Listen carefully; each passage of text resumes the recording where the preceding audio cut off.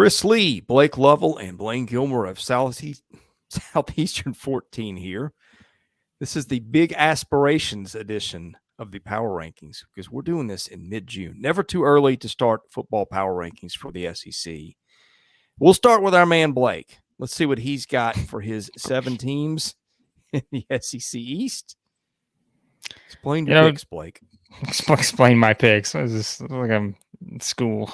Give me a, They may look very similar to someone else's. Give me an essay. Show your work, yeah. Blake.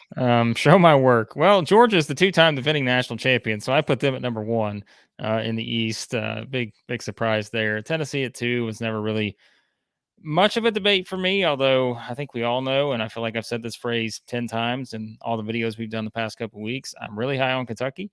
So, could I see Kentucky jumping up there? Perhaps in the right scenario. And obviously that will be a big game between those two teams, perhaps to determine that. But I think for now, I'm pretty fine with putting Tennessee at 2 and, South Carolina at 4. I think South Carolina, as we talked about, was just kind of trying to pick up off the momentum that they ended the season with last year. But boy, they've got some tough games on there, as we know. And Chris, we did that schedule preview, I guess, several days ago, and we talked about that. Obviously, the game with North Carolina, Clemson's on there. The Tennessee game got some revenge games on there with some rivals in place. So big, schedule's a big part of that. But I think South Carolina, with consistent Spencer Rattler, should be there. Missouri at 5. I've seen some people say Missouri, maybe they're the sleeper, but at the same time, I think with Missouri, it's just you just don't know. Like, I think we've seen the good and the bad at times during the drink era, and so I'm curious to see what we get out of them. Florida at 6. I mean, I think we're going to see Florida another spot here in just a minute, but I've got them at 6. Clark Lee and Vanderbilt like that. I knew that was coming. But look, I think Vanderbilt's going to be better, but for now, that's the only place I could put them at this moment. So, yeah, I don't really think that mine are all that, wowing, I guess, because I think this is probably what a lot of people have in some order. Although I'm going to say this, and I know Blayne's going to give his in a minute, but I have seen some people think that Florida is right outside the top 25, and I just do not see it. That's why I have them where I have them. So, yeah.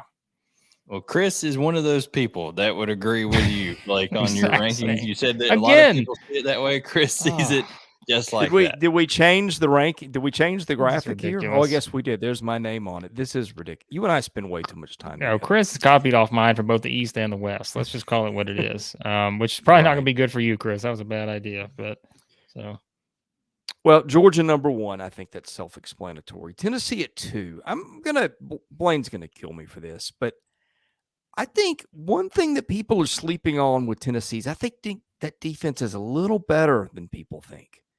Now, I know Tennessee's bread is buttered on offense, and the Hendon Hooker to Joe Milton transition, boy, there are a lot of ways that could go. But I think you got to take the Vols second as of the summer. Kentucky, that is a team that, based on quarterback play, I think could finish second. With Leary, that's a team that added Ray Davis. Defensively, it is always salty up front, particularly. So Kentucky, to me, was a solid 3. South Carolina is the team that I might have had the hardest time trying to figure out what to do with, because statistically, this is not a team that computers have loved. This is not a team that has, frankly, looked good for the first half of the last 2 seasons. And then November comes and you flip a switch, lost a lot of key players. Spencer Rattler is the guy you hang your hat on. People have various opinions about that. But in my mind, Shane Beamer, you just kind of bank on Shane Beamer. Blayne's going to disagree with me, but he has had his teams playing well. He's got a good locker room, good chemistry. I think that counts for a lot in this era where you see rosters fall apart and teams lose interest as the season goes. I like the way their season has progressed in 2 years under him. Missouri at 5. Guys, Missouri is really solid. Blake, I echo what you said. I think some people could be sleeping on them, and I just couldn't put them above the other 2 teams. I'm not sure the offensive firepower is there as it is with the 4 teams in front of them. Florida at 6. I think you're going to see Blayne have a different take on this, and boy, Florida needs some work. I'll just leave it at that. Vandy could finish ahead of Florida. Did beat them a year ago. I think Vandy's improved, but just on paper, I can't quite put them in the category of the other teams yet. Vandy also got some teams' attention last year by winning not one but 2 games late in the SEC. So a little tougher for Vandy to sneak up on people this year, and that's why I've got the Commodores at 7th. You know, as we're recording this, Father's Day has just passed. And I hope that Clark Lee was really warmed by all the Father's Day cards he got from the Florida Gator fan base, because he is their daddy. He took them to the woodshed last year, okay? The Vanderbilt Commodores, you know, Ric Flair said it. To be the man, you got to beat the man. Wait a minute. The ball was in the air on the last play of the game, and if it's caught, that Florida never in doubt. Game. Never in doubt, Chris. Vandy owned it from start to finish. Anyways, the Vanderbilt Commodores over Florida. I'm going to go in reverse order here. I'd like them at 6. I got a little shakeup at 4 and 5 compared to you guys. I think Missouri has so much experience and so much talent on that defensive side of the ball. We saw last year that they were the team, bar any else in any other game, that played Georgia better and over there in Como. And a lot of it was because Tyron Hopper and a lot of those guys on defense that just fly to the football and really play for Eli Drinkwitz. I think they're going to be a little bit better, more continuity offensively. They've got in terms of the guys coming back, and then the scheme will be helped out a little bit because Eli Drinkwitz is going to take a little bit off his plate. He's got a new offensive coordinator over there to kind of help be a sounding board for him and help him just manage everything that he has to take care of as a head coach. I think they'll be better because of it.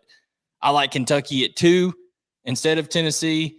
I think this is going to be the best offensive team that Mark Stoops has had at Kentucky in his entire tenure there.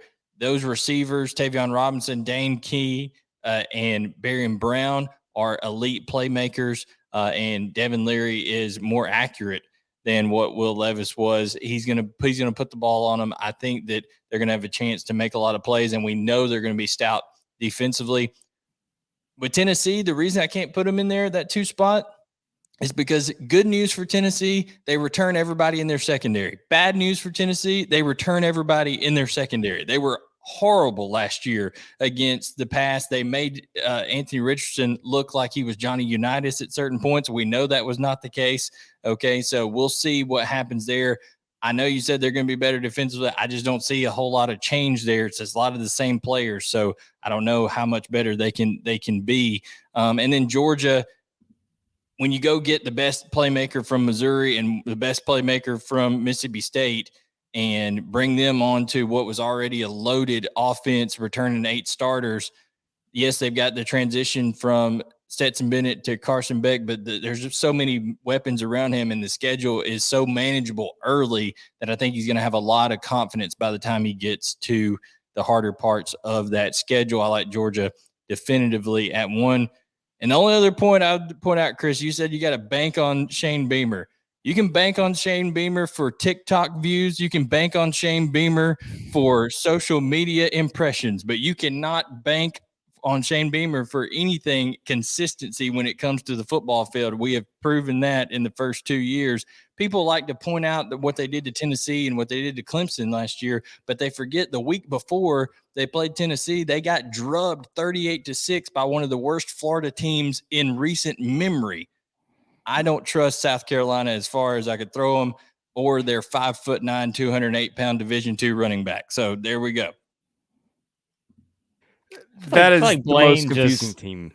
I think Blayne just went straight out of like the 80s in terms of like, you know, right back to like 80s era pro wrestling, like, which we like to talk about here on this show. That was the most heel 80s promo I've heard in a long time. So I just want to give him his props for that. That was, you got to hit all the towns. You got to tell them, you got to talk them into the building, Blake. And that's what we're just doing. Cruising the territories here. And boy, he's not going to be, well, there's going to be a lot of heat on him in Gainesville, Florida, Columbia, South Carolina. He's going to get, beer thrown at him. Who knows? So here's the thing.